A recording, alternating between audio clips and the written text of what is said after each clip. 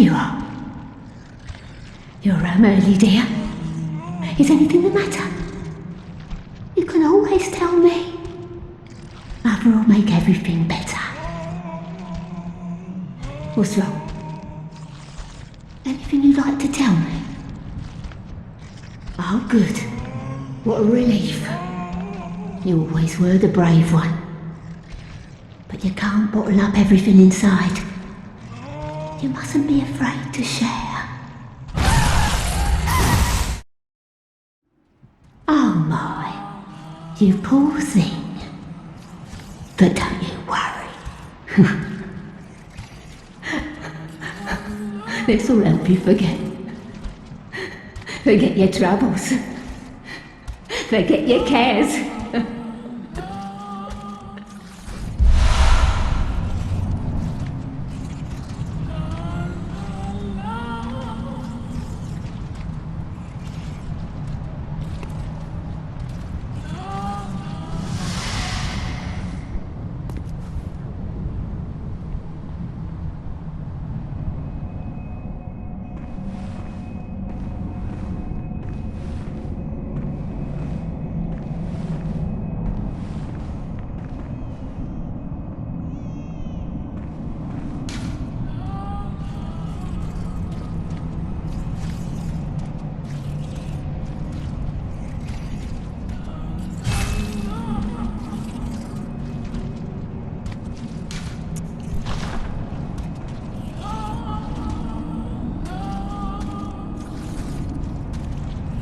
Oh my, you poor thing.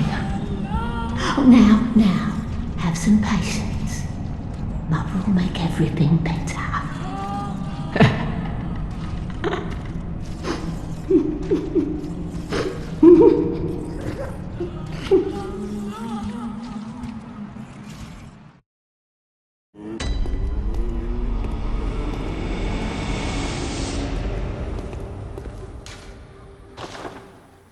Hello everyone, this is Aegon of Astora, and welcome back to Bloodborne Let's Talk Lore. This is episode 12, being recorded on Saturday the 17th of October, 2015. I hope that you're all having a fantastic day, whenever it is that you find yourself watching this. My hope is that you'll be watching this tomorrow, the 18th of October, which is a Sunday, because I've been trying to release episodes alternating between this and my Dark Souls playthrough every Sunday, but I'm not sure whether I'll actually be able to do that this time, just given the fact that it usually takes me, 2 or 3 days, not straight, but, I usually produce these episodes across 2 or 3 days, do them in chunks, but something came up with I encountered some technical difficulties, which prevented me from being able to record what I originally had planned for this episode.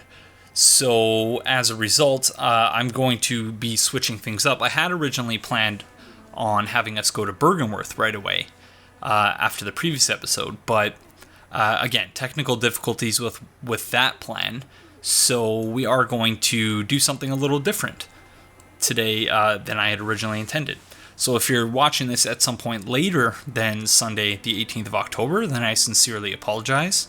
But if you are in fact watching this on Sunday the 18th of October, then that means I somehow powered through and got all of this done and up before then. So either way, we'll see what happens. In terms of the plan for this episode, well, you can see that the title of the episode is The Source of the Dream. Judging from that, I assume some of you, or many of you, will probably be able to figure out where we're going. But as you just saw in the introduction, we have kind of a side story to deal with as well. That's an aside from the title. But before we get to that, I thought that we would speak with Gehrman, because it's been several episodes, I believe 6 or 7 since we've spoken with Gehrman, because I believe he actually has the dialogue that I was hoping to get from him last time. I believe he should have it now, but let's see.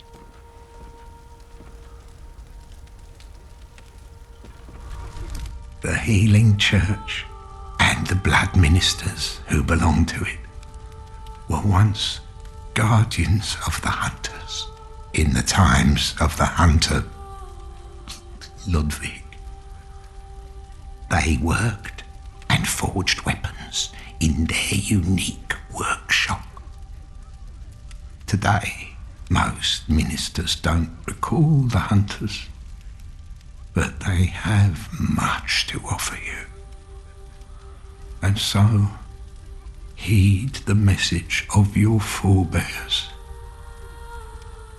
Ascend to Aegon Chapel. So that is, in fact, the dialogue I was hoping that we would get from him last time. And, yeah, I'm curious if anyone else agrees with my view that when he says ascend to Aegon Chapel, that he is in fact trying to nudge you towards the abandoned church workshop. And that can be interpreted in a number of ways, one of which could be he's trying to help you piece things together so that you begin to realize that there's something else going on here.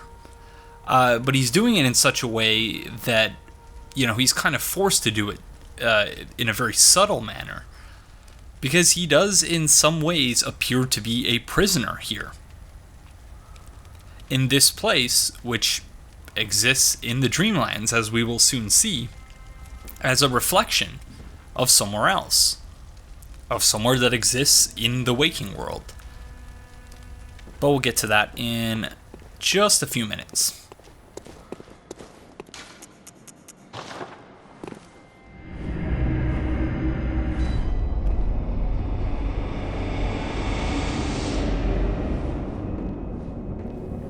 Something else that I probably should have mentioned on the basis of Gehrman's dialogue there is the fact that, in the forthcoming DLC, it would seem that we are, once again, as I said at the end of the previous episode, slated to learn a fair bit about Ludwig.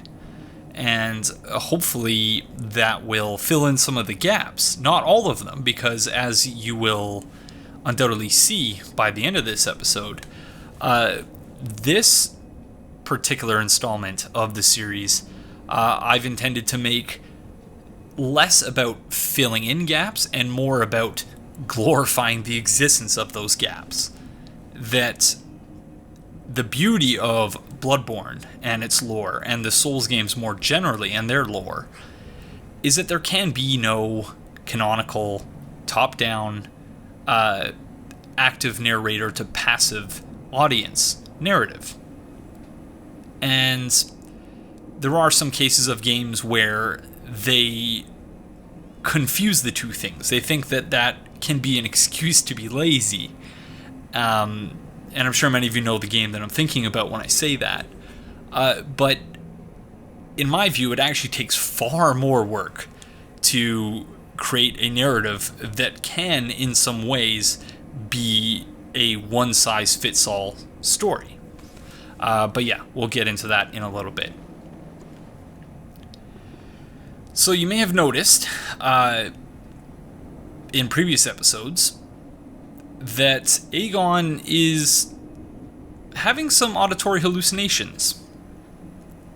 He can't seem to get over the sound of the Winter Lantern singing. And so he hears it constantly throughout the day. Or throughout the night, I should say. And it's been giving him a fair bit of trouble. So he came to Aegon Chapel and found, in the most unlikeliest of places, a very, very helpful confidant. The lonely old deer. And she provided us with a number of sedatives. Liquid medicine concocted at Bergenworth calms the nerves. Those who delve into the arcane fall all too easily to madness, and thick human blood serves to calm the frayed nerves of these inquisitive minds.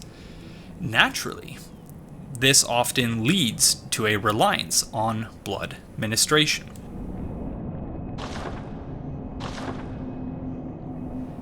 So it's a sedative.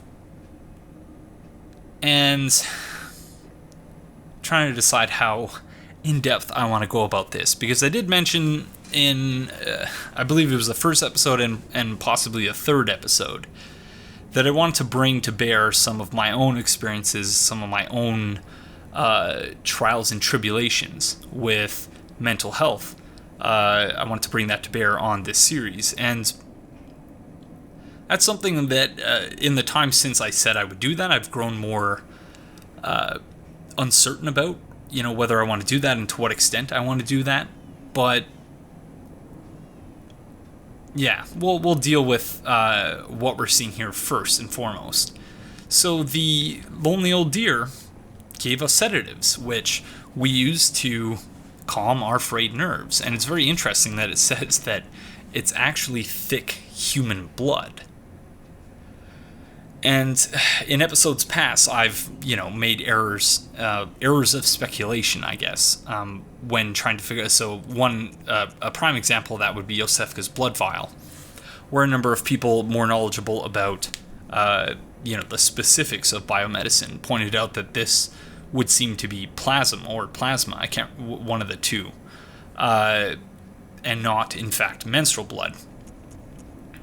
I'm wondering if anyone has a similar insight into what this could be, like, aside from the obvious, that which is stated, that is thick human blood. But it does bring to mind, for me, certain types of antidepressants, which, depending on the individual, essentially serve the same purpose as sedatives.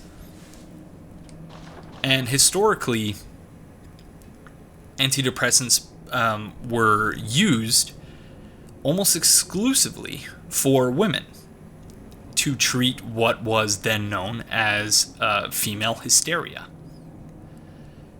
And yeah, there are a lot of really problematic aspects to that story, but in many ways, the antidepressants of today, while there are different antidepressants, and again, let me be clear when I go into these things again, and I've done this in the past, when I speak critically about these things, I'm not speaking ill of, doctors, or especially about patients, because, I'm speaking from firsthand experience when I say that, there are certain medications that I'm on, or that I've been on in the past, that have helped me enormously in, with issues that I was having that wouldn't have otherwise, I don't know how I would have dealt with them. And equally, that there are many people out there who perhaps wouldn't be able to function on a day-to-day basis in their normal manner without the use of antidepressants, or, antipsychotic, or whatever the medication is.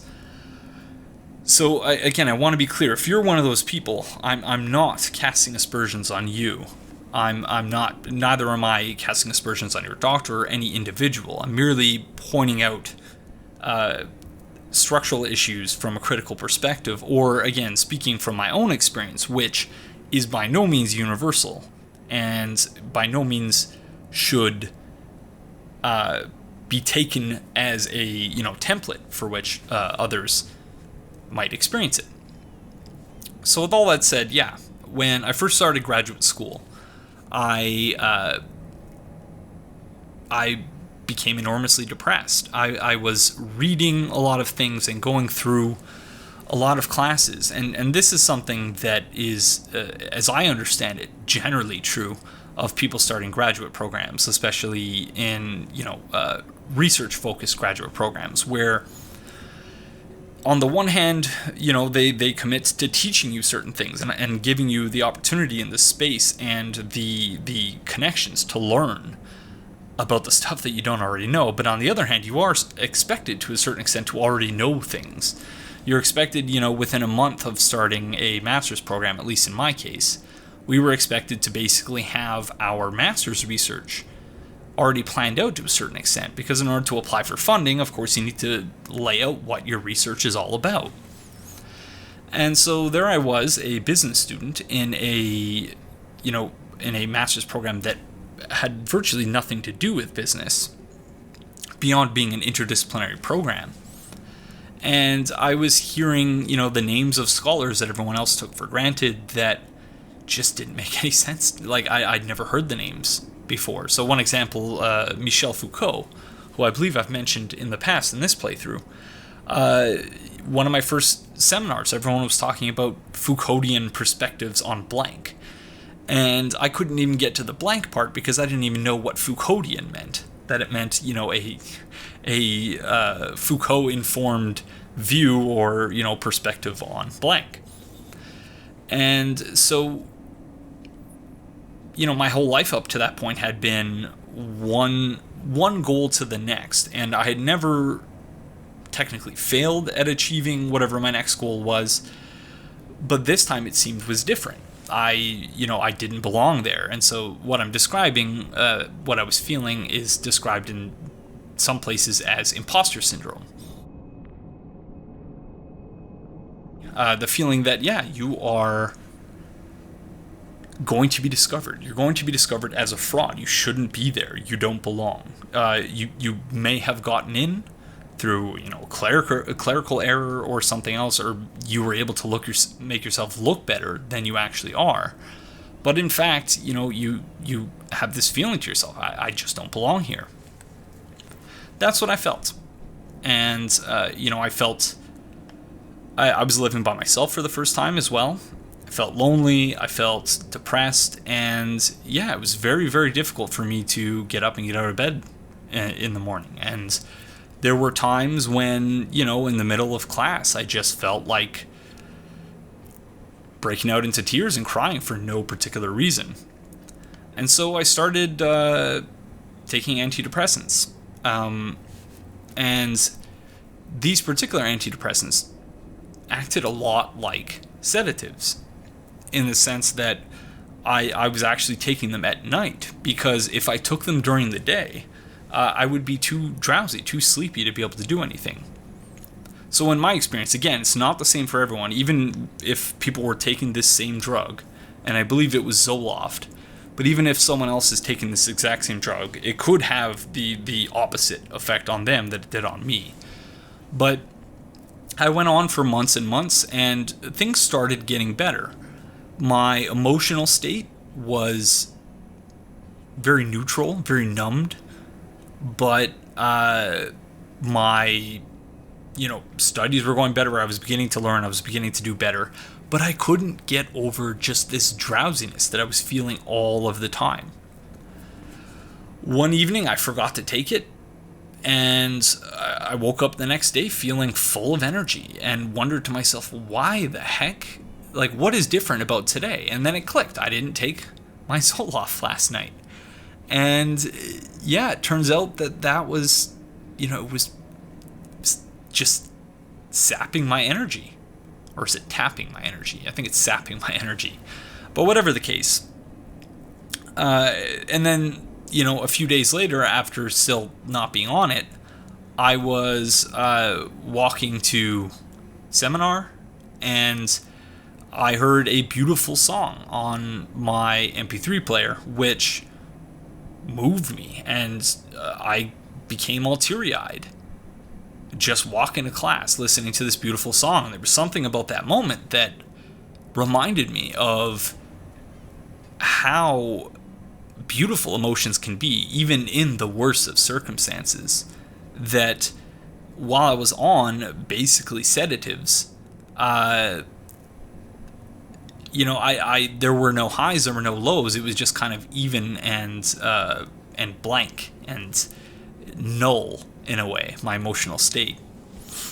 And it was very, very interesting moment for me. And in the last couple of months, similarly, I've been kind of struggling with my mental and emotional state, just given how busy I am and other things going on in my personal life.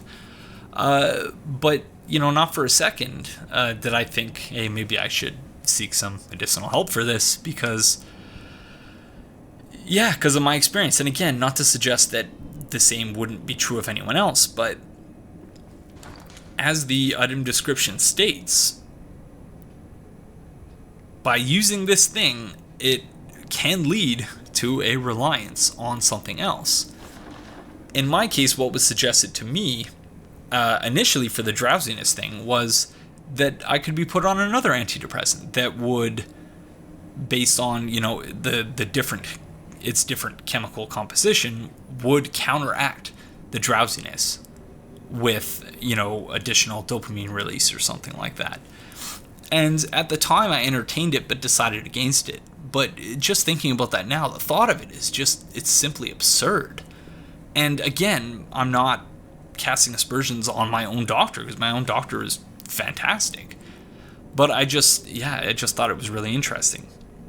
And so, finally, to bring this all to bear on the lonely old deer,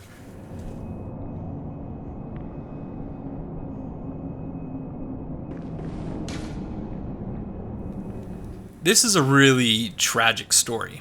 And in just a minute, we're going to get to what I think happened. But this was something I discussed very early on. And if you're really observant, you can probably see the evidence of what happened. Oh, well, I'll just say it, over my right shoulder, you can see it. But, she, based on just how bad everything got, she much preferred to be numb as opposed to, kind of dealing with the circumstances of everything that's in front of her. And that is, once again, a perfectly valid way of looking at it. And it's completely up to her to make that determination. And for what it's worth, Aegon really seemed to get comfort from just being there with her, beyond the fact that she was hooking him up with sedatives. But with all that said, this is actually the second time that she's left a note for us saying, "I'll be back. Just a wee bit longer, my little sweet pea." So she, is obviously lonely, and whether or not she, is looking at Aegon or the Paleblood Hunter and thinking about a son or a daughter that once existed, or she is mapping onto you the son or daughter that she always hoped she would have, is unclear and really unknowable. So that's really up to your own personal interpretation. But whatever the case, she, felt like being a mother figure. And part of that was, sharing in what she believed to be a, acceptable solution for dealing with all of the crazy crap that's happening around us, by relying heavily on sedatives.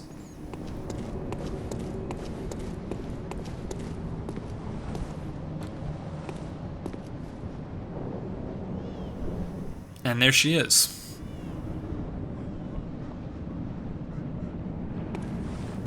So either she had a cache of sedatives with her when she left her house, which I don't believe is the case, based, once again, on what I said very early on in the playthrough. My supposition that, she was in a really bad mood earlier on because she was out of sedatives.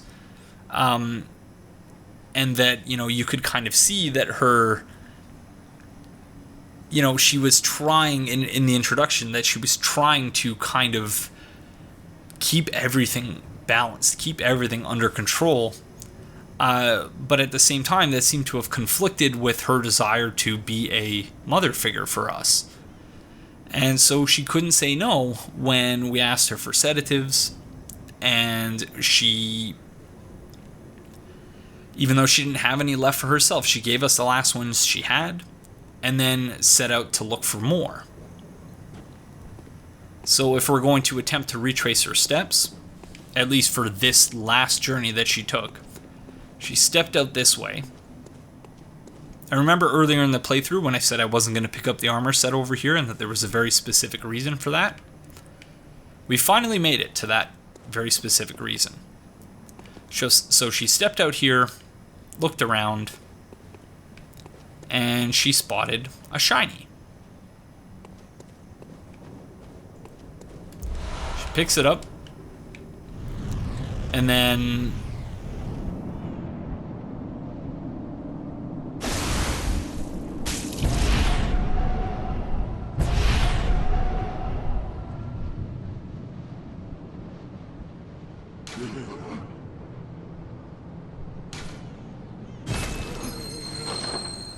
so that's what I think happened to the lonely old deer. And due to the fact that she gave you all of her sedatives, she did not have the frenzy resistance to be able to withstand the frenzy buildup that you acquire by being picked up by that false god, that false amygdala. And adding to that the fact that she almost assuredly has lower HP than I do, because I'm at 1650. That either she died after being dropped, or she was dropped right here where the player character is, and then kind of, struggled, tried to get back to the cathedral to find you, to find the Paleblood Hunter, and succumbed to her wounds here.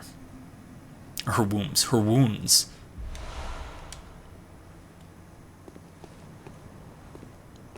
So obviously a very sad tale.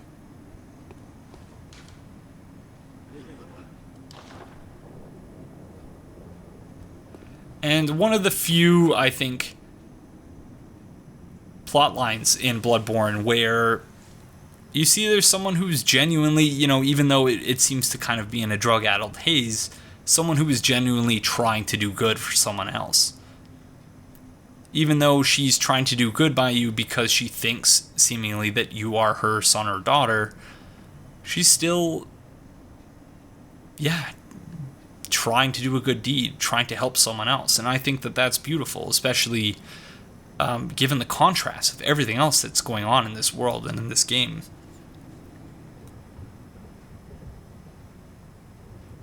But yeah, so you could say that's total nonsense because we are, of course, dropped over here and not over here. But I would counter to you that, once again, this is a game that really there are very few theories or interpretations that can be, flat out wrong or incorrect. And I think that this is one of those cases. But I'm interested in hearing what each of you think, of course. Because at this stage of the night, the enemies that usually come down here when you exit out through the Aegon Chapel coming in this direction, I don't believe that they even spawn anymore. And given the fact that, she was going out searching for sedatives, we find her right here. The only other drop nearby would be that thing over there. Although she is still found there, even if that drop is picked up earlier in the game. So that might be evidence against it. But that's my idea, and I'm going to stick to it. Very, very sad, very, very tragic.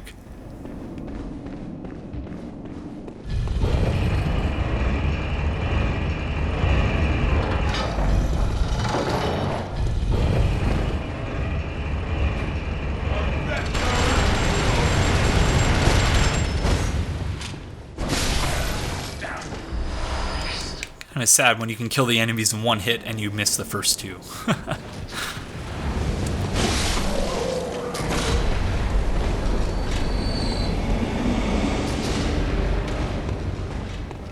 So that should serve as a clue for anyone who... It didn't help me on my blind playthrough, but that can serve as a clue that you're going in the right direction if you're looking for what Gehrman... what he was trying to direct you to. The name of the area, Healing Church Workshop.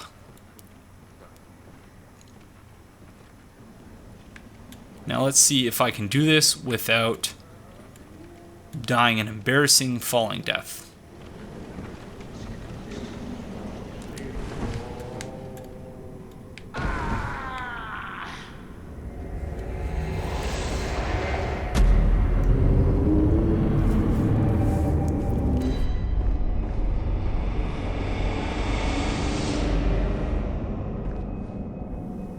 I really shouldn't have said anything at all. I really shouldn't have said anything. Because I'll bet you if I hadn't said anything, then I would have made the jump just fine.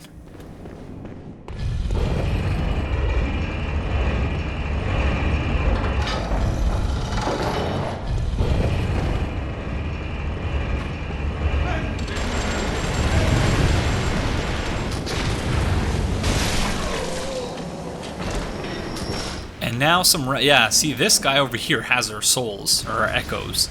For whatever reason, when you drop your souls in that spot, they don't actually remain there. I don't know why that is, but...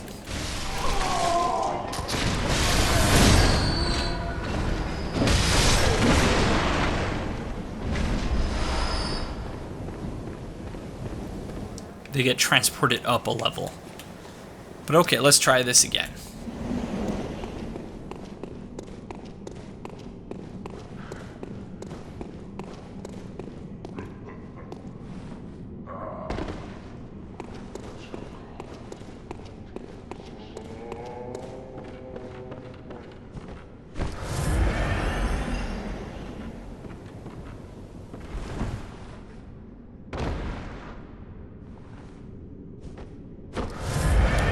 Very close to dying there. Anyway. But we did it.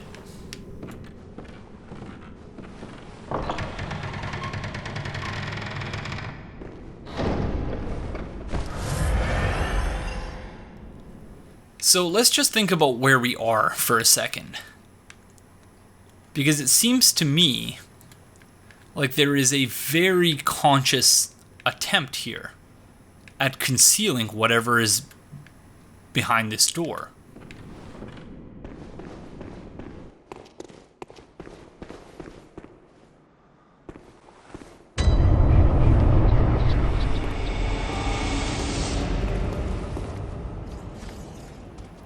And whereas I believe up until this point, anytime we've been granted additional insight for a discovery, we've only received 1 point of insight. We actually just received 2.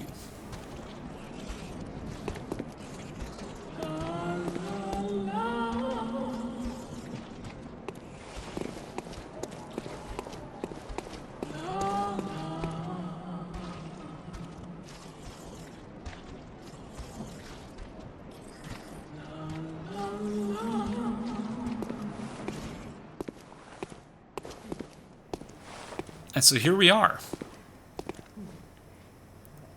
The source of the dream.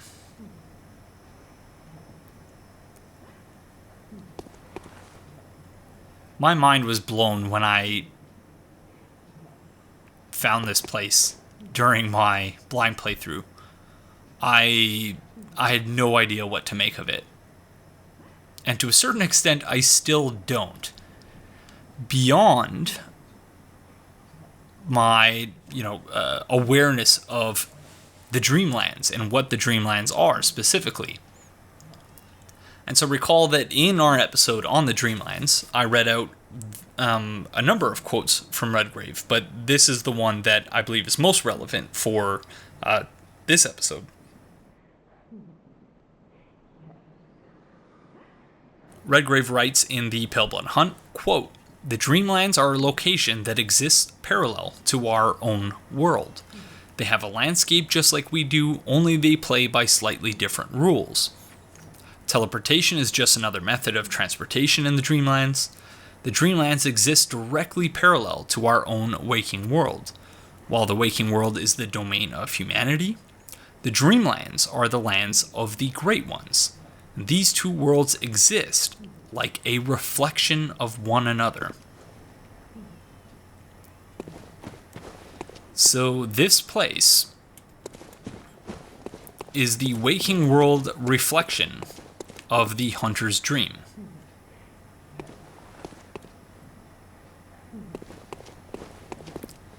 And so something I obviously was not paying attention to during my blind playthrough was the flowers.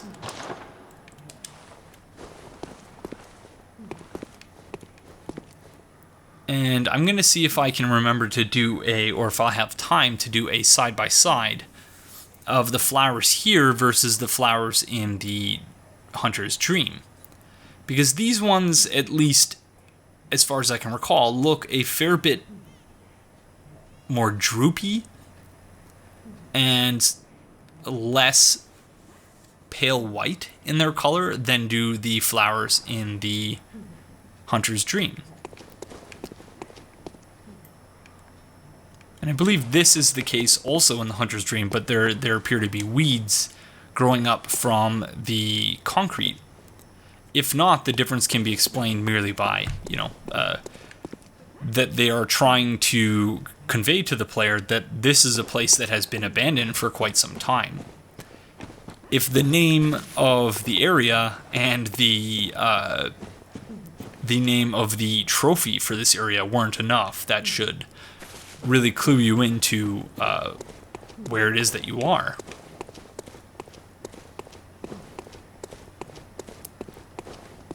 So this spot right here, yep, this spot right here is where the doll usually stands. This is where we find the insight messenger, or sorry, the Bath messenger for Blood Echoes, not insight. The insight messenger we in fact find up here. Or no. I've spent more than enough time in the Hunter's Dream. You think I'd remember by now. Yeah, that was weird. This is where the insight messenger is usually found.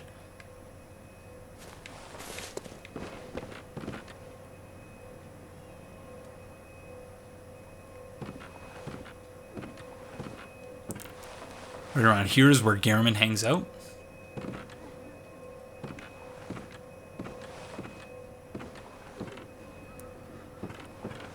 This is where we equip runes.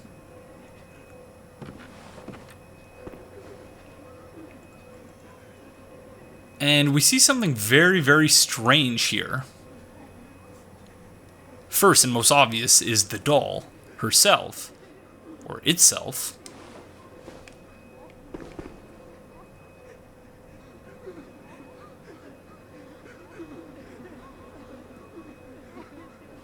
And there's something there that I will talk about in a minute as well. But then there's also all these bloodstains, or specters as they're called in Bloodborne.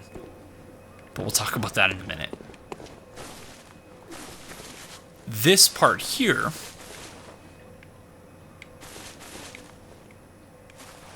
in the Hunter's Dream, for whatever reason, there is an additional part. And I'm trying to see whether or not the same landscape exists there, or whether that was a completely new addition to the Hunter's Dream. And so, just judging merely by the fact that there are no, that this is not somewhere in the Hunter's Dream, that area is not reflected, seemingly, in the waking world equivalent of the Hunter's Dream, suggests to me that maybe at least some small part of the Hunter's Dream was in fact Gehrman's creation, that he had some say in its construction. Because where's the only place where we find Gehrman actually speaking truthfully and earnestly, and even though he's unconscious, we hear him, crying about his predicament, about being trapped. And the only place where we hear that dialogue is when he's over there, taking a nap. And so maybe there's something about that spot, and this is complete conjecture, of course, but maybe there's something about that spot where, his mind is free, he's not being spied on by whomever it is that's responsible for actually constructing and keeping him in the Hunter's Dream, keeping him prisoner there. But yeah, so much to talk about. And that's why I'm kind of tripping over my words mostly, because I've been looking forward to recording this episode since the series actually started. So, yeah, I'm trying to keep it all together here. Let's start with this here.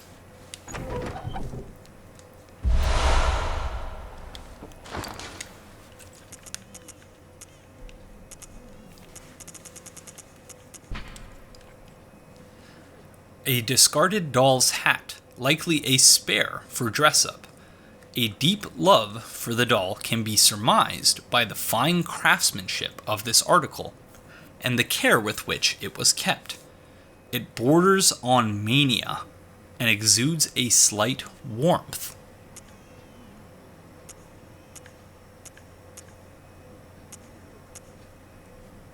So that's very interesting.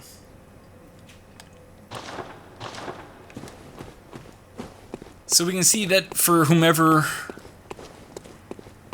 came up with the doll, from whoever created the doll, they must have been incredibly lonely.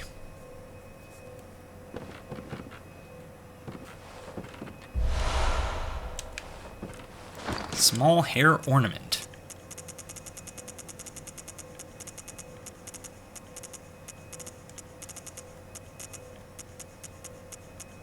Did I just pass by it?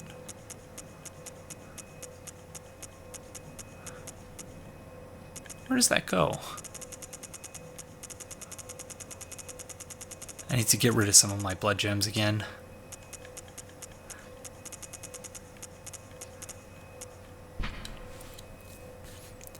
A small, very ordinary hair ornament.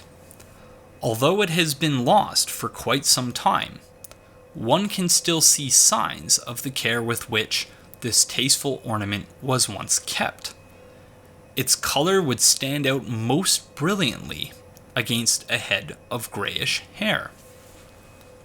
So suggesting that this too was made for and or belongs to the doll.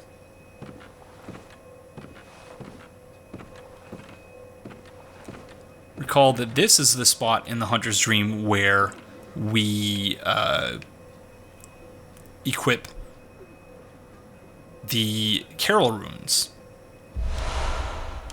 And in the Hunter's Dream, it's rather bloody, that spot. And we find here our first third of an umbilical cord.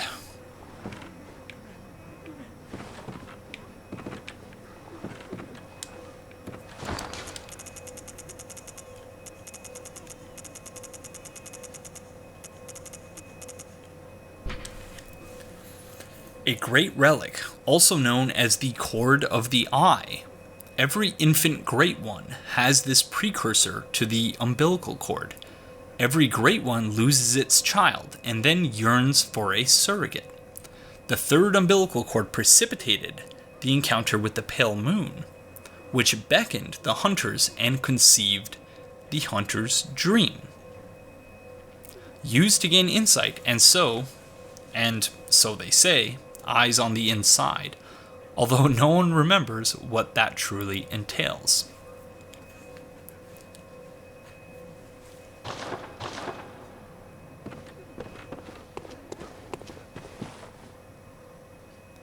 Recall that this is the spot in the Hunter's Dream where we find the doll occasionally praying,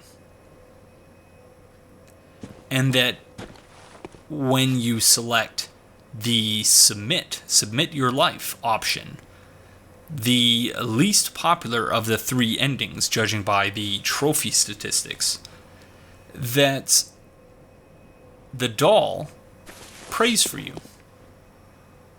That we see a cinematic showing the doll praying to one of the graves. Not that one.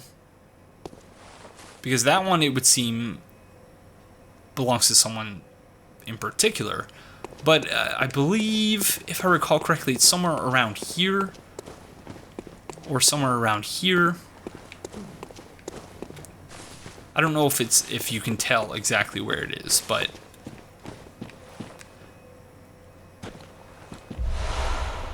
Old Hunter Bone.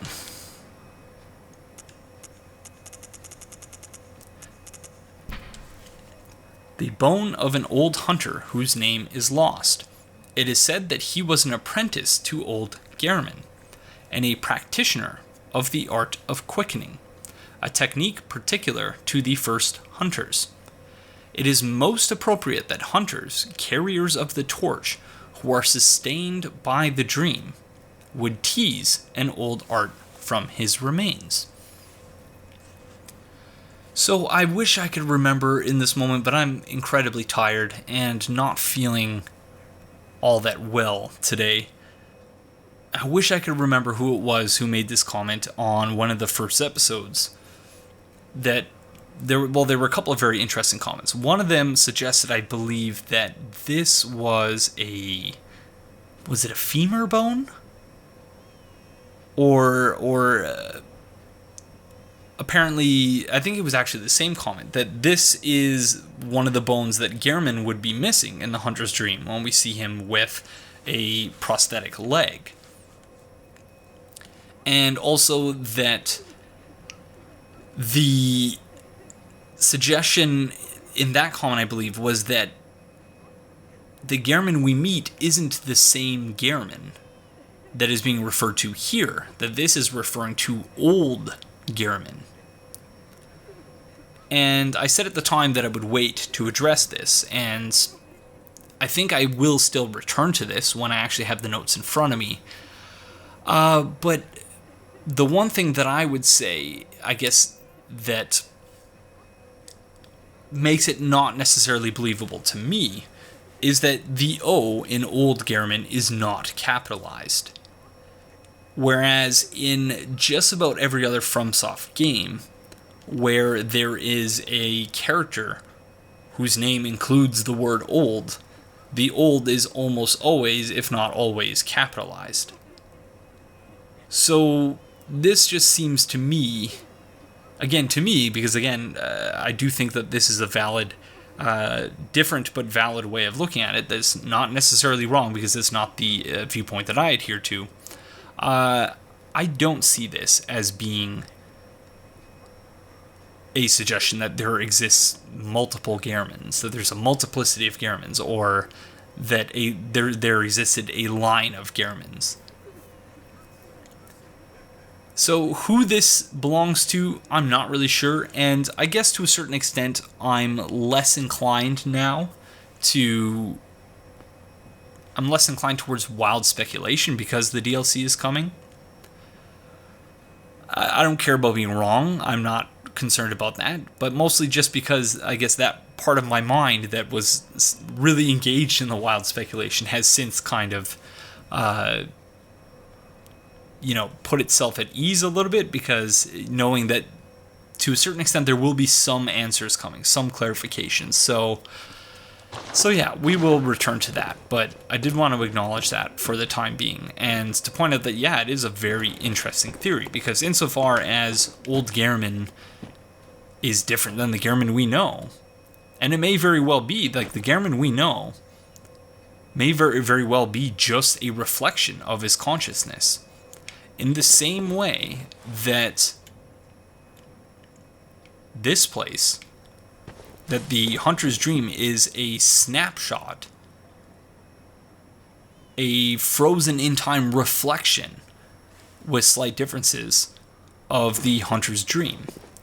Maybe the Gehrman that we see is a snapshot, a frozen in time slice of Gehrman's consciousness. Because that would, of course, explain how it is that he goes from being, really old and battle-torn and just tired and exhausted to becoming an incredibly formidable opponent. So maybe. I'm not 100% sold on that, but I do think it's very interesting. I do want to light the lamp, but not until we're done here, because I don't want the noise to become a hindrance. But I think that is almost everything that I wanted to cover. There are a couple more things to note. In the Hunter's Dream, there are a bunch of serrated weapons hanging from this wall here. And it's possible that when this place was slated to be abandoned, when the hunters no longer needed a secret abode. And this is something that kind of confuses me as well, is the fact that Gehrman, the way he was discussing it, seemed to suggest that this was where Ludwig's hunters did their business. But it would make no sense for it to be sealed away if that were the case, because Ludwig, recalled from our earlier discussions in the playthrough, notwithstanding any clarifications that are coming with the DLC, Ludwig would seem to have been the person who armed the populace and made hunters no longer a secret force, transformed them into just a public army to fight essentially against themselves. So there's really no reason for this place to be kept a secret. But what I was saying was that it's possible that either A, it's just another difference, another variation between this place and its reflection in the Dreamlands, or B, that maybe whomever ransacked the place before they knew it was about to be sealed off grabbed the weapons, because, you know, if you're dealing with beasts, serrated weapons, why the heck not? Grab as many as you can. This is where our storage normally is. And of course, there's not nearly as many books here as there are in the Hunter's Dream.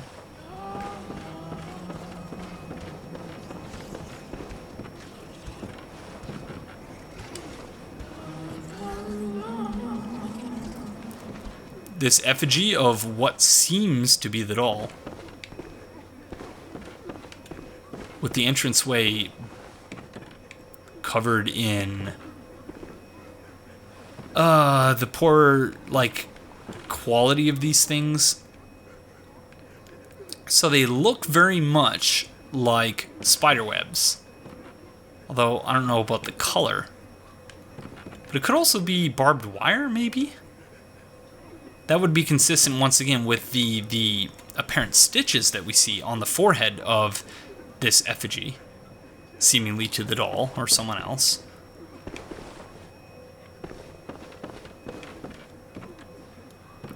And then we have this.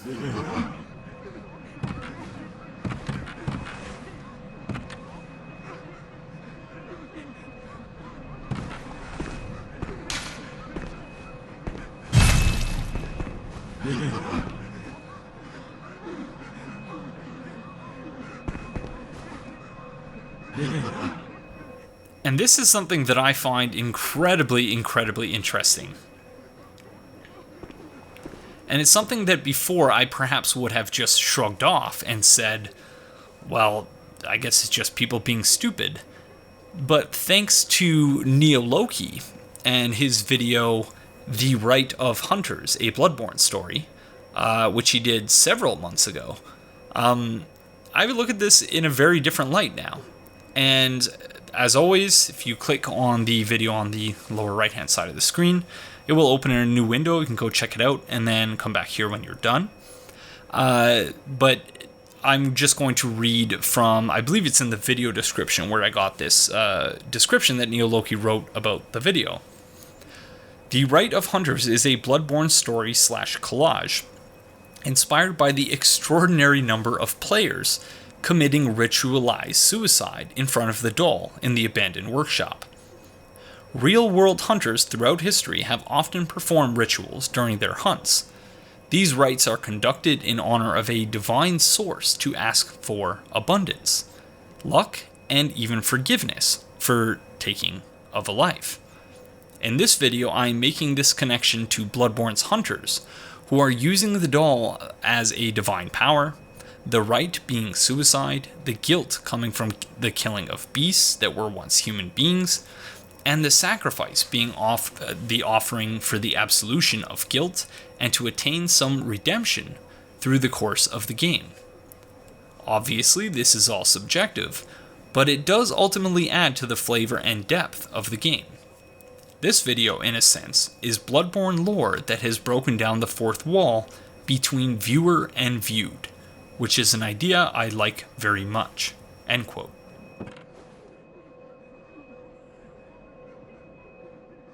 This is an idea I like very much as well.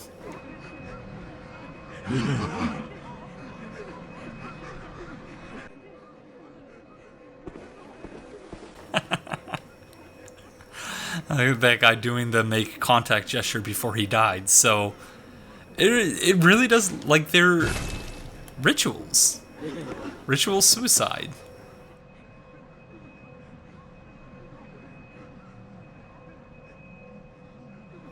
And I would really like to, talk to some of these players. And you can see there are old ones phasing out and new ones phasing in as well. So there's all sorts of different, like, it's just fascinating to me. Some of them look like they're attacking the doll. Others not so much. And look, there's a ghost right there, attacking everything. And that one just seems... But yeah, I think that is incredibly interesting. And it brings up a point that I've discussed in the context of my Dark Souls casual playthrough, but not in the context of this playthrough, at least I don't believe so. And that is the extent to which the story of this game and the experience of playing it changes irrevocably by virtue of the fact that you are sharing the world, or that your world is your universe is a part of a multiverse of other universes that are, experienced by other players, other people in the same and also different parts of the world. And how this game is changed in many ways by that, in many fundamental ways, by that online interaction and that connectivity. Such that, say in 15 or 20 years, when the servers for this game are shut off, or discontinued, or they go away, someone picking up this game and playing it for the first time will walk in here and they will see none of this. This will be a place, almost assuredly, for anyone who's paying attention, where you think to yourself, wow, there's something really significant happening here.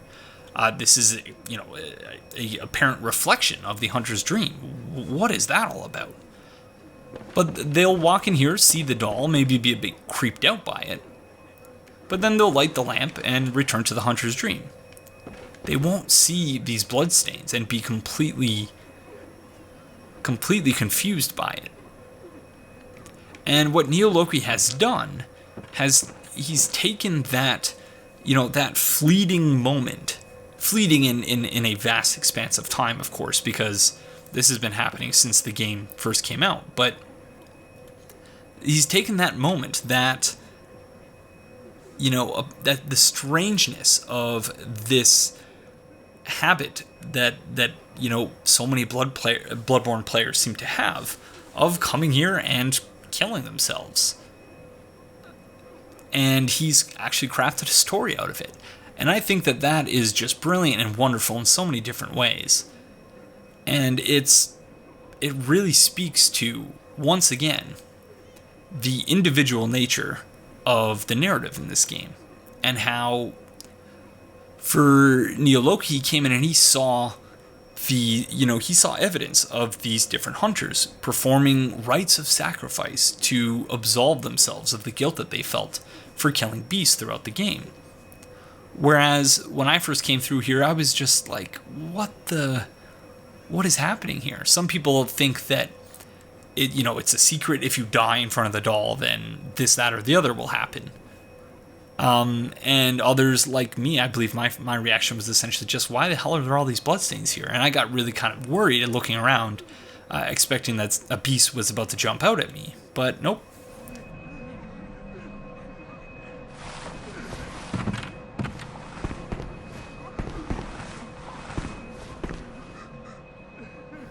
It's also worthy of note that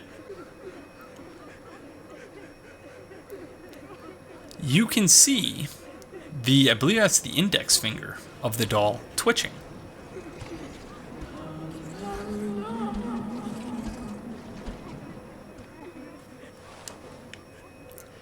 And while, yes, you can see her... What is that called? You can see the clothes blowing in the wind, seemingly. And so you could look at the index finger and say, yeah, the same thing happening there. But it's obviously a fair bit heavier. I don't think that would make sense in terms of, the physics of the wind and how it interacts with objects. Because it's too heavy, and also it's twitching up and down as opposed to blowing in the wind.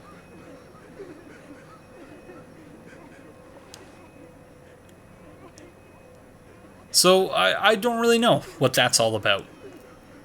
Whether that is, a programmer's mistake, but again, even if it is, that doesn't necessarily mean it can't be significant to someone's story of Bloodborne, to someone's conception of how the story is or ought to be or how it works. But that's, very, very interesting. And I've just been standing here staring at it for the last 20 minutes and not really saying anything original or interesting, so I apologize for that. But yeah, I'm just very taken aback by that.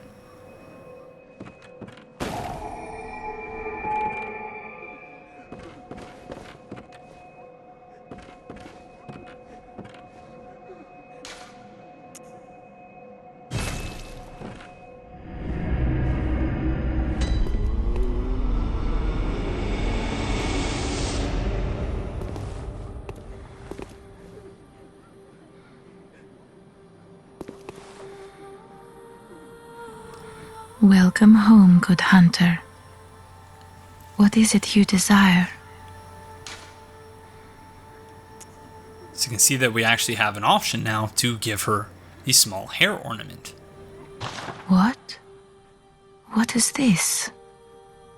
I can't remember. Not a thing, only I feel. A yearning, something I never felt before. What's happening to me? Tell me, Hunter, could this be joy?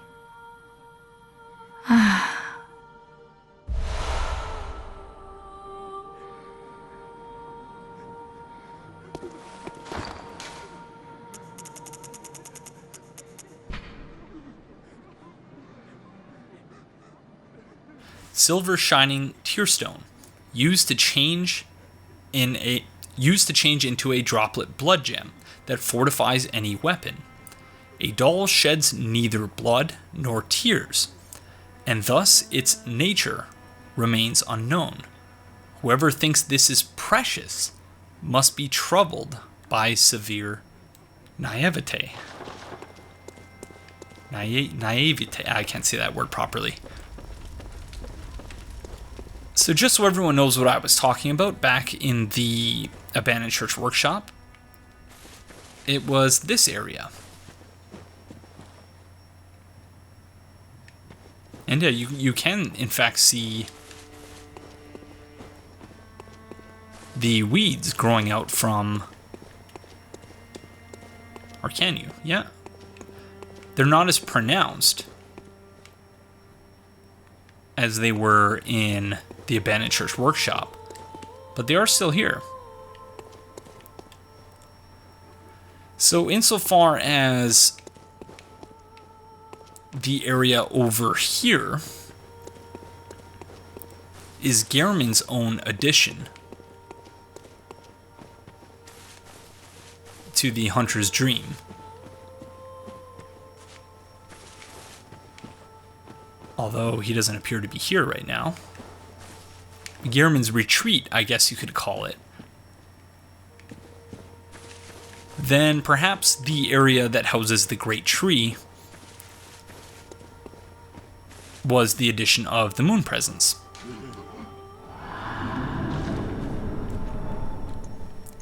Here is the grave, where we find the... Was it Old Hunter's Bone? Yeah, Old Hunter Bone. And yes, the flowers, I'm almost certain, look far they're less gray than were the ones in the abandoned church workshop. But yeah, we do have the same weeds here as we found there.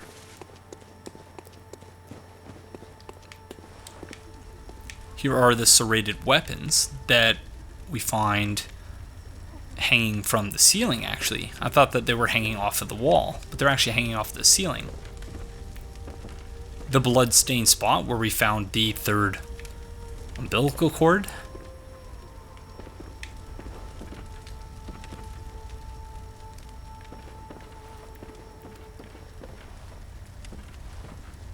So yeah, pretty weird. I've blabbed on and on for far too long already, though, so I should probably just get to the questions and comments for this week.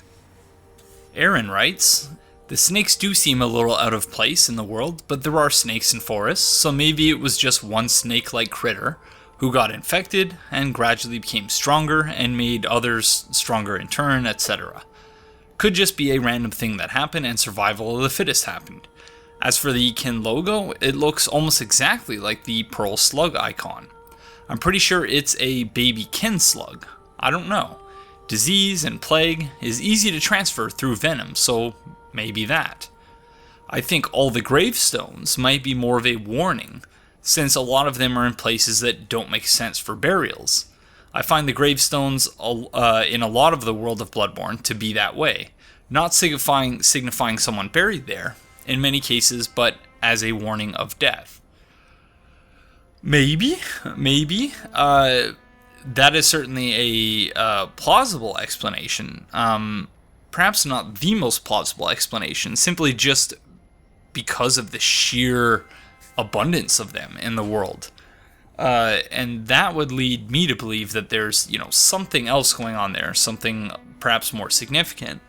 One possibility that I didn't mention that I probably should have relates to the gravestone that we find outside of Yosefka's clinic.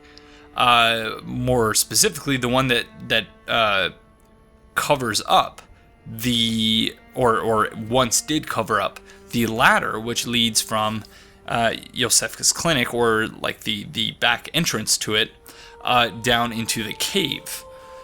And so if we're to read anything into that, it would seem as though at least some of the gravestones were being used to conceal perhaps entrances of a similar construction to the old underground labyrinth. And so if any of the graves in the Forbidden Grave are really all that significant, I would imagine that at least one or two of them are concealing an entrance to the old underground labyrinth, but that's just me.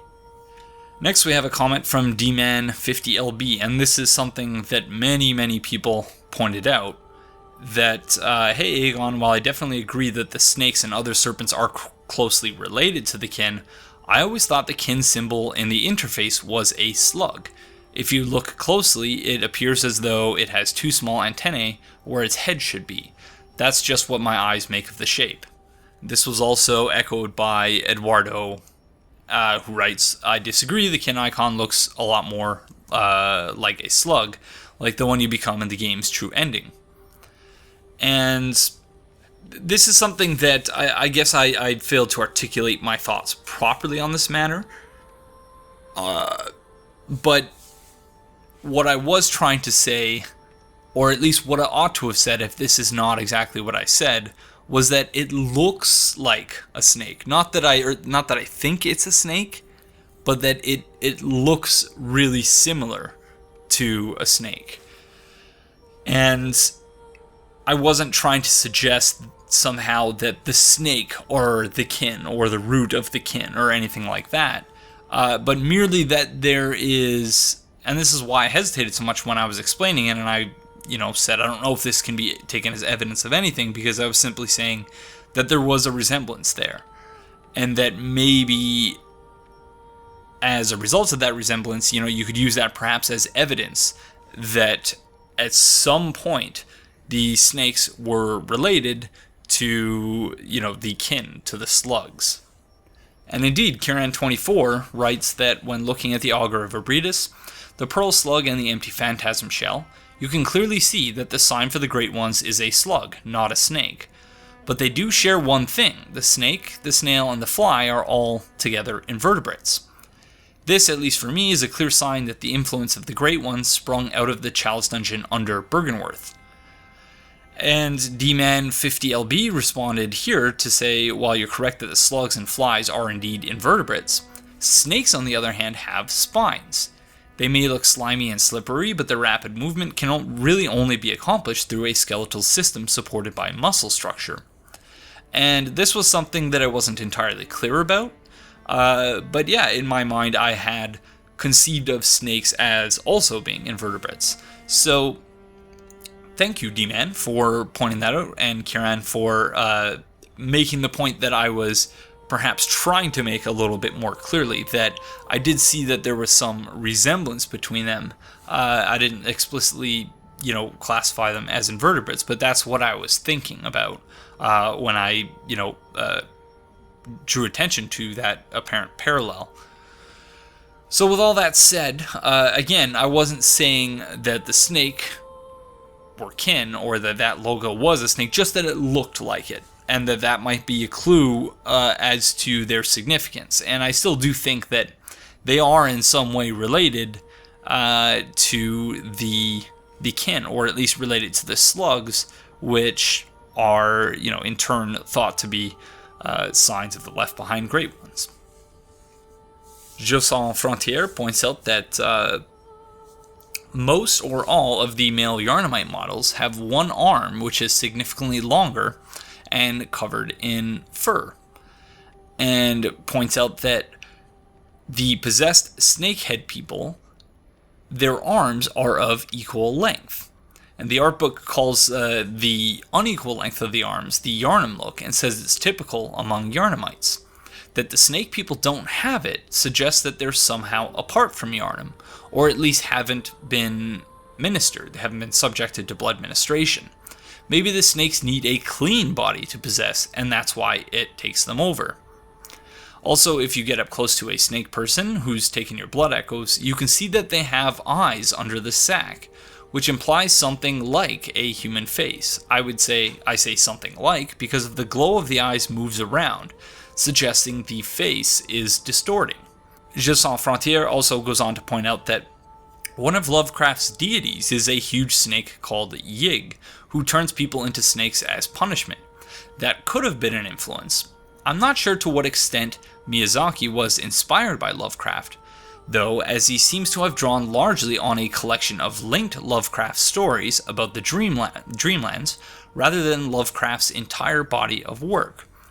You can find examples of most horror tropes in Lovecraft if you look hard enough, so I don't want to start claiming that every parallel is significant, and have been obsessed with snake people since the Kingsfield games.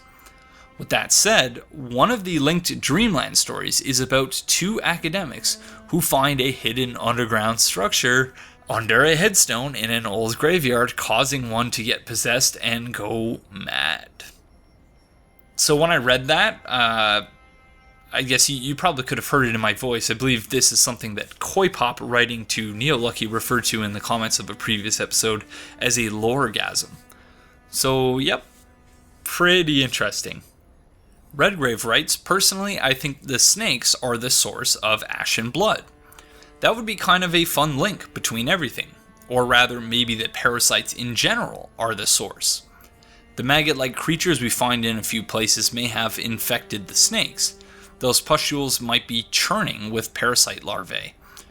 We do find a massive one living inside of Lawrence's corpse, so maybe that's how the Healing Church first got their hands on it. So the Lawrence's corpse that Redgrave is referring to there is the second form of the bloodletting beast, or not the second form, the second type of bloodletting beast that we fight in the Chalice Dungeons. And so that is a subject that we will return to later when we actually go and fight that version of the bloodletting beast. And but also at the same time, yeah, interested to see if the DLC sheds any additional light on Lawrence, or whether this idea that Lawrence is the bloodletting beast, one which I very much subscribe to, whether there's any validity to that, or whether the DLC will show us that we were actually wrong about that, remains to be seen. Scott Fremen writes, a while ago I stumbled across a blogger named Jonathan who suggested that the in-game snakes resemble real snakes encrusted with ticks. If intentional, are there implications of having parasitic snakes infested with parasites of their own? Likewise, I always thought the growths on the Chalice Dungeon rats and the Mensis hogs were tumors. But are these smaller parasites, are these smaller parasites as well? Would such a creature have any relationship at all to the giant flea-like enemies that appear only in Canehurst and occasionally in the dungeons? I believe he's referring to the bloodlickers there. And or the parasitic worms that appear in Mensis, Canehurst, and the giant one that erupts from the bloodletting beast. And so the blog that Scott was referring to, I went and checked it out, and it's very interesting. This particular post is about several of the monsters in Bloodborne, and you will find a link in the video description below, and I highly encourage you to go check it out because it's very interesting and contains a lot of insight. And the section on the large snake ball in particular is very interesting, and I'll just read the relevant part of it here. What really strikes me about these snakes, though, is a detail that makes even me squeamish, and on all of Google I can't seem to find anyone else who's noticed it. Guessed it yet? It might help if you're a veterinarian or an outdoorsy type who's seen a lot of wild reptiles. While I'm not extremely eager to make you look at an animal in distress, nor make you itch for the rest of the week, this is what a snake looks like encrusted with ticks. So in keeping with the spirit of Jonathan's remark about, not subjecting the reader immediately to that image and forcing them to click to find it, I'm not going to link to that image myself. I'm not going to put it here just because it did kind of creep me out when I looked at it, and I didn't want anyone else to have to look at that unless they really wanted to. So if you're interested in checking it out, you can find a link to the blog post in the video description below, and you can follow the link as it's been listed by Jonathan on his blog to see the image of a actual snake encrusted with ticks. And yeah, as I think many of you will probably agree, it does look a great deal like that which is covering the large snake ball. Scott goes on to write in another comment, I'm beginning to feel that the Beast Plague, the Parasite Infestation, and the Great One Invasion are separate happenings in the Bloodborne universe, going on concurrently, and thus affecting each other after the fact. The Old Blood, for example, only seems to affect humans negatively when the Red Moon is summoned. Without the offshoots of Willem summoning the Moon Presence, the Old Blood may have remained benign. Similarly, having excavated the Chalice Dungeons had an unintended effect on the local fauna, unrelated to the Old Blood, but rather to unleashing whatever parasites may have been previously quarantined down there. Once we leave the Cathedral Ward and get closer to Byrgenwerth, the enemy presence changes into something distinctly different. The theme of de-evolution drops altogether, but we're not dealing with cosmic level enemies yet either. We're in some third territory of parasites and the undead, which I always felt was out of place in this story until I spent time in the Chalice Dungeons. Eventually it clicked for me that those parasite worms underground in the forest are there for a reason. Also, the themes of blood parasites are heavy in Canehurst, with the flea women and the overall air of vampirism and the vile bloods. In either case, Canehurst was entirely uninterested in Byrgenwerth-type cosmic pursuits, and the blood they consumed was explicitly not the Old Blood sanctioned by Lawrence and the Church.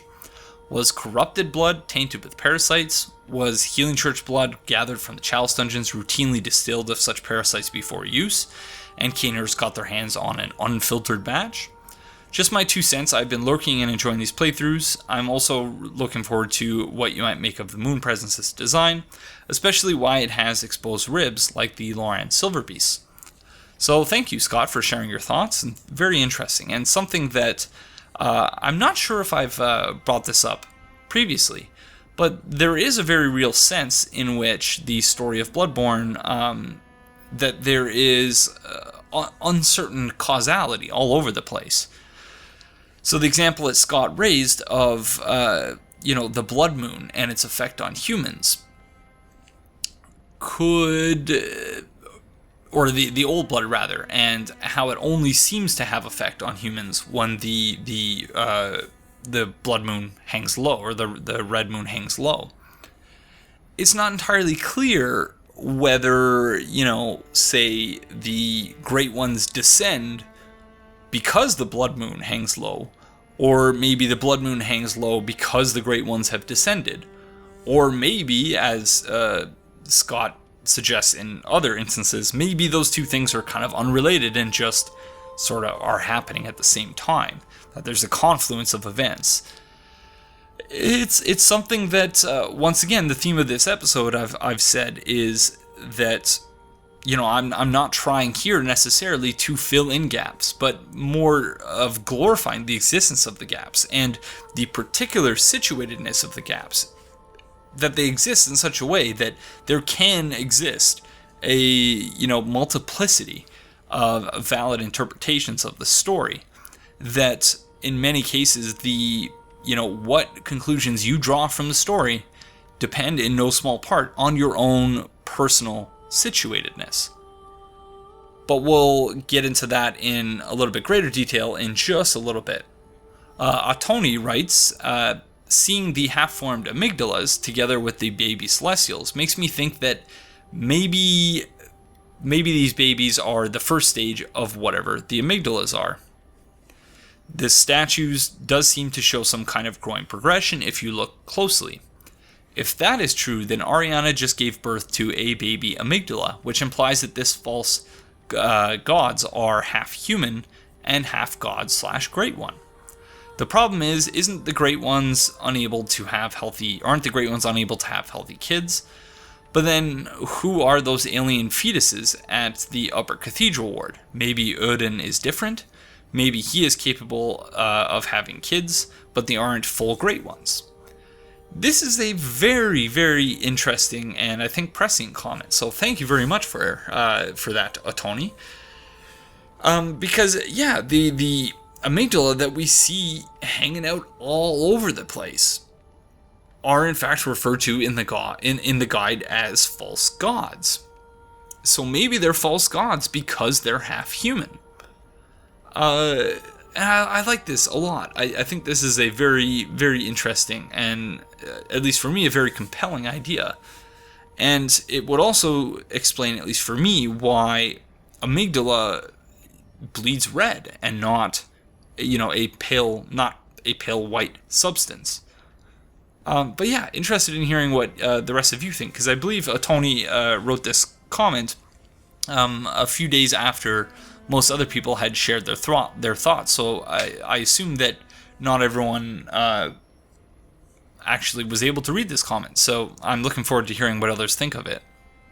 Brian Smith writes, well, I can only come up with two explanations for the graves. Either they are from before the rise of the choir and the school of Mensis, or they are remnants of a previous civilization. They don't appear well maintained, and occasionally it seems the headstones were tossed aside for a path. There seems to be no real reverence for them. I recall seeing graves in Hemwick, but that felt like parts of an actual graveyard. In the forest, it is almost haphazard. While it seems the choir has been in power for quite some time, it is hard to believe that Yharnam would cast aside the graves of their ancestors so thoroughly, as there are sections where the stones for a path are laid across several graves. But it makes more sense if these graves are of a previous civilization. There are points where there are masses of headstones, like they were just thrown together with only the barest thought to keep them upright. And the larger ones can monuments for long-forgotten great figures. If a physical entrance to the Chalice Dungeons is nearby, this could be the case. It would explain why the graves feel out of place, as they are the leftover headstones dug out as the Chalice Dungeons were excavated. And it works well with the comment in the video. It would also explain why the graves seem to be treated with such little care. Both in Hemwick and the grave near the clinic seem to be handled with more care. I suppose the final option is that the graves are of victims of the Ashen Blood and subsequent purge of Old Yharnam, but that might not explain the large headstones. It could explain the haphazard organization and seeming lack of respect, as it would be mass graves, and if the people came to blame the victims through the machinations of the church. Well, those are my bad ideas. I would actually say that those are great ideas. Great series. I only just got Bloodborne and am now delving into the lore while being terrible at the game. So this series has been enlightening. Well, thank you very much, Brian. And yeah, again, I think that those are great ideas. And really, yeah, I feel a bit better about the graves now that, we have a number of potential explanations that really seem to work with a lot of that which we've discussed so far. So I'm quite happy with this. And finally, I got a comment from Black Hawk Road Ninja, who directed me to a Reddit thread that he made titled, "I think I finally get Paleblood, Hunters, and the Central Message of Bloodborne." So as usual, I'm not going to recapitulate the post in full. So I would highly recommend that you go and you check it out in the video description for yourself. But I am going to highlight a couple of things to round out our discussion about the gaps in the narrative of Bloodborne and why it is that they're there and why it is that they're brilliant and amazing. Beginning with this part where Black Hawk writes, question 1, why did we come to Yharnam? Answer, in the press release roughly around this time last year and beyond that the player /you came to Yharnam like everyone else because you are sick and looking for a cure. Question 2, if we are sick, then what is wrong with us? Answer, the answer is essentially the same for all of us, but the significance of it will depend slightly on what starting class you choose. Some should be fairly obvious: troubled childhood, military veteran, lone survivor, violent past, cruel fate. They all indicate both significant physical and emotional pain. Given that we know from interviews that Miyazaki pays a great deal of attention to what he names things, I wanted to know what led him to decide that he wanted to refer to the general sickness the player is suffering as paleblood. So I googled it. Turns out you can suffer from paleblood. It is called hypochromic anemia. Then it gets really interesting when you start to look at the common cause of this type of anemia. Significant blood loss, military veteran, violent past, lone survivor, dietary deficiencies, troubled childhood, cruel fate, milk toast, waste of skin, excessive menstrual bleeding. Also, versions are hereditary, so the noble scion, exposure to chemicals and toxicity. So here's our professional. If he's not an assassin, then he's had exposure to chemicals as a scientist. Forms of severe anemia are treated with blood transfusions. Yep, that's right. So I'm bringing this up not necessarily because it's the most unique interpretation in the world, because I believe that this is something that Redgrave argued in the Paleblood Hunt. He might not have specifically mentioned hypochromic anemia, but I believe he did mention that paleblood could refer to a type of anemia. But the reason I'm bringing up is this final bit that I want to highlight here. Question 6. So what is Miyazaki saying with all of this? What is the central message of Bloodborne? Answer, significant pain will change you just as significant change is painful. Or to put it in the game's language, there is no change or evolution without the courage needed to withstand the pain of changing.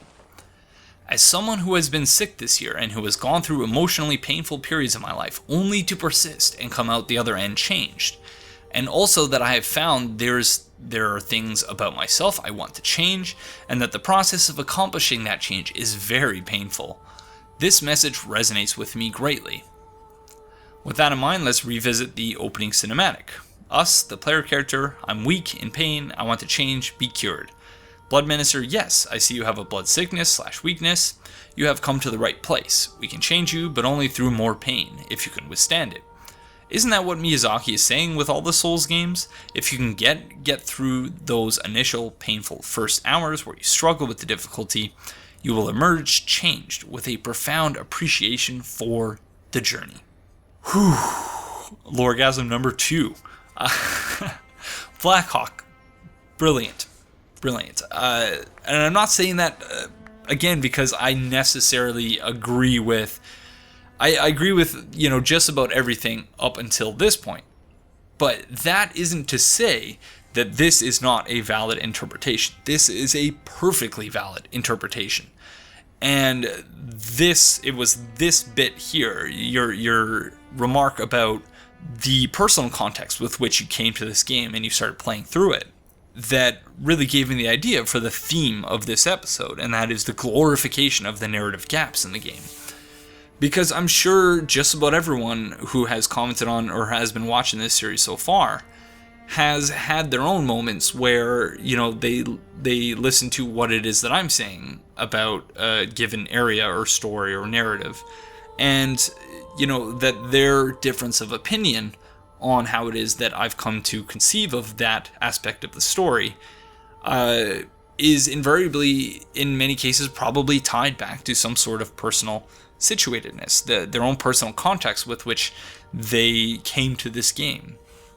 And this, to me, is the epitome of game design, the epitome of postmodern game design, whereby, you can create a story that, on a surface level, you can watch a 30-minute video of some guy telling you the story that he gleaned from somewhere else, and Bloodborne story explained, oh, yes, and it's and just, you can do that, that's fine, and if that's as deep into it as you want to go, that is perfectly valid, a perfectly reasonable and fine way of doing things.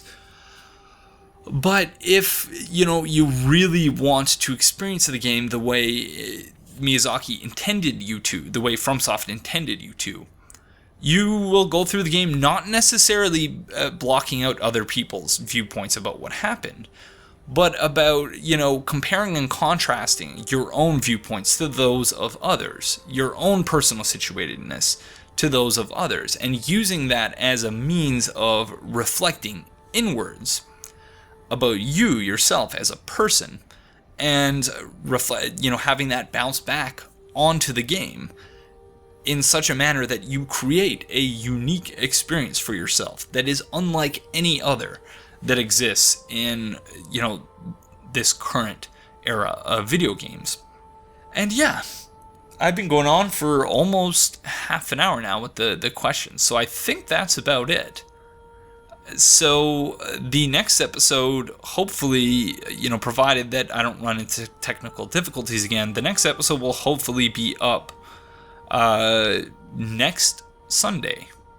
But we shall see. I'm not entirely sure. I probably shouldn't make promises like that anymore, because invariably when I do that, I wind up, messing it up. So thank you very much for joining me, and I will see you in the next one. Bye-bye.